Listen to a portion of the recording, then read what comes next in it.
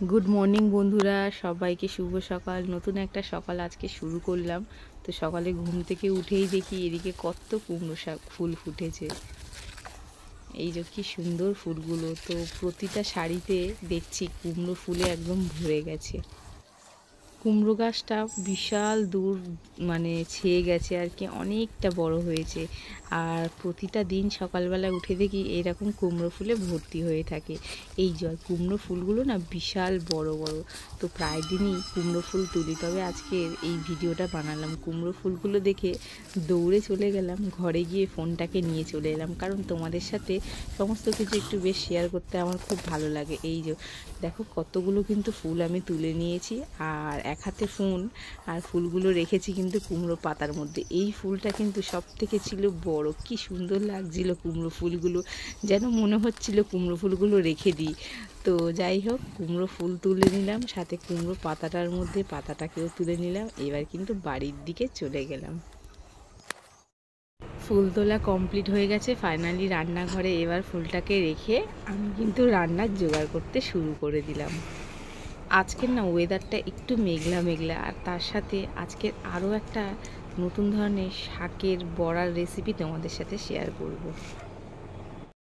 প্রতিদিন সকালবেলা ঘুম থেকে উঠেই দেখি কুমড়ো গাছে কত ফুল ফুটেছে, আর প্রায় দিনই কুমড়ো গাছের ফুল তুলিয়ে বড়া বানাই। তবে আজকের ভাবছি তোমাদের সাথে এই ভিডিওটা শেয়ার করছি, একটু বড়া বানাবো, সাথে আরও একটা নতুন ধরনের একটা রেসিপি বড়া বানাবো।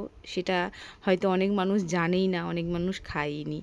তো যাই হোক, সকালবেলাটা শুরু করলাম খুব সুন্দর একটা সকাল দিয়ে, যেহেতু কুমড়ো গাছের ফুলে ভর্তি ছিল, দেখে না মনটা ভরে গেল। তাই একদম চলে গেলাম ফোনটাকে নিয়ে ফুলগুলো তুলতে। তো ফাইনালি চলে এসেছি, এখন ফুল পরিষ্কার করে নিয়েছি, বড়া বানাবো।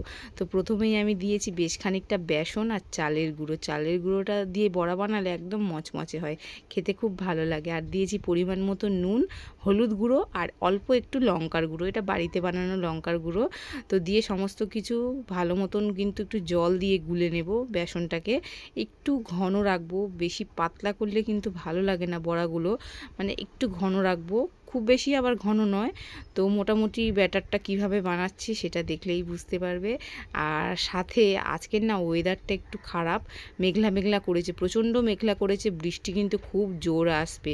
তো এদিকে তাই একটু বড়াটা ভাজি। আর আজকের আমাদের মেনুটা কি কি রান্না হয়েছে সেটাও তোমাদের সাথে শেয়ার করব। তো এই যে পুরো গোলাটা কিন্তু গুলে নিয়েছি, আর এইভাবে কিন্তু ফুলগুলো কিন্তু চুবিয়ে এবার গরম তেলে কিন্তু ছেড়ে একদম মচমচে করে ভেজে নেব।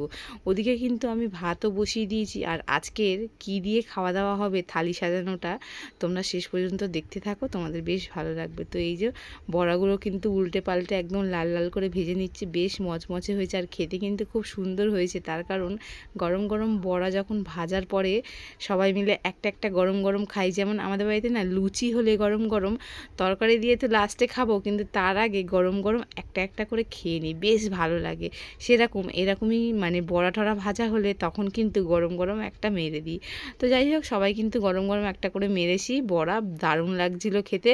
এবার চলো বন্ধুরা বাইরেটা দেখিয়ে আনি। বাইরেটা দেখো কি অবস্থা, ওয়েদারটা একদম মেঘ করে এসছে, পুরো কালো হয়ে এসছে।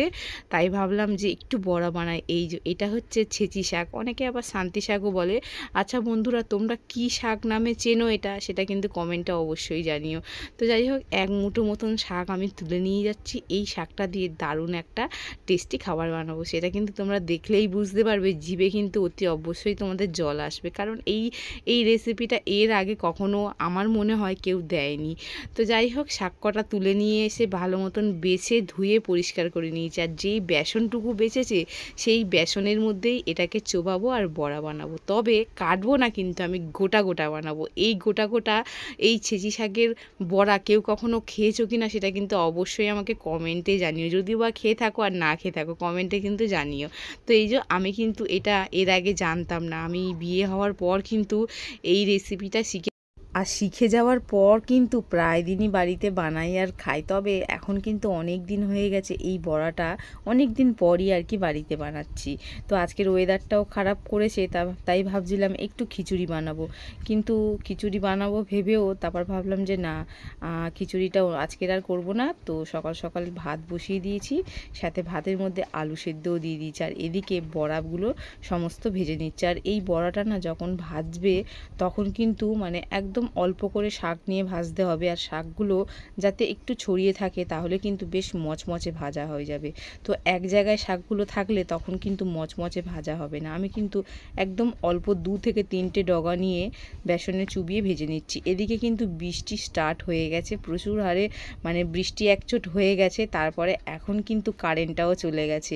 আর এদিকে আমার রান্না কিন্তু কমপ্লিট হয়ে গেছে। এদিকে থালার মধ্যে গরম গরম ভাত বেড়ে নিচ্ছি, আর সাথে এই যে 2 রকম বড়া, এটা হচ্ছে ছেঁচি শাকের বড়া আর কুমড়ো ফুলের বড়া, আর সাথে না একটু ঝাল ঝাল করে আজকের আলু মাখাবো। তার জন্যে একটু পেঁয়াজ আর শুকনো লঙ্কাও ভেজেছি, কারণ অনেক দিন ধরে এইরকম ঝাল ঝাল আলু মাখা খেতে ইচ্ছা করছিল। তাই এই যে ভাত সাজিয়ে নিয়েছি, সাথে কিন্তু বড়াগুলোও নিয়েছি। বড়াটা দারুণ টেস্ট হয়েছিল। আর এদিকে নিয়ে নিয়েছি ছেঁচি শাকের বড়াও। তো ছেঁচি শাকের বড়া কিন্তু একবার হলেও তোমরা ট্রাই করে দেখো, কিন্তু খুব ভালো লাগে। আর এই যে এবার ফাইনালি আলুটা নিয়ে নিয়েছি, মেখে নিচ্ছি। বললাম না, শুকনো লঙ্কা আর পেঁয়াজ ভাজা দিয়ে অনেক দিন আলু মাখা খাওয়া হয় না। তো মোটামুটি শুকনো লঙ্কাটা এখন অনেক দিন যাবৎ খাওয়া হচ্ছে না, তাই আজকের একটু ইচ্ছা করলো, এই যে যেহেতু আলু সেদ্ধ ভাত হয়েছে আর বড়া হয়েছে সাথে, তার জন্য একটু শুকনো লঙ্কা দিয়ে আলুটা মাখলাম। তবে এই আলু মাখাটার মধ্যে আমি কিন্তু একটা জিনিস দিইনি। সেই জিনিসটা কি সেটা কিন্তু তোমরা কমেন্টে অবশ্যই জানিও যে আমি এই আলু মাখার মধ্যে কি জিনিস দিইনি। তো দারুণভাবে কিন্তু আলু মেখেছি, তবে একটা জিনিসকে মিস করছিলাম আলু মাখার মধ্যে, সেটা কিন্তু দেওয়া হয়নি। তো এই যে আমার কিন্তু থালিটা সাজানো হয়ে গেল, কত সুন্দর থালি। আর এই রকম খাবার তোমরা কারা কারা খেতে পছন্দ করো সেটাও কিন্তু জানিও। আমি কিন্তু বেশ ভালোবাসি আর কি খেতে। আর তবে কিন্তু এটা এতটাই ভালো লাগছিল না, শাকগুলো কি সুন্দর মচমচে হয়েছিল, আর সাথে কিন্তু আলু মাখাটাও দুর্দান্ত হয়েছিল।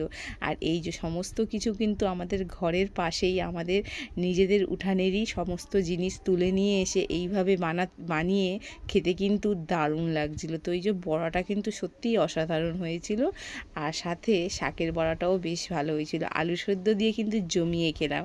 আর আজকের এই ভিডিওটা তোমাদের কেমন লাগলো সেটা কিন্তু তোমরা অবশ্যই কমেন্টে জানিও। আর আজকের আমার এই ভিডিও এই পর্যন্তই। খেতে খেতে আজকে চলে গেলাম।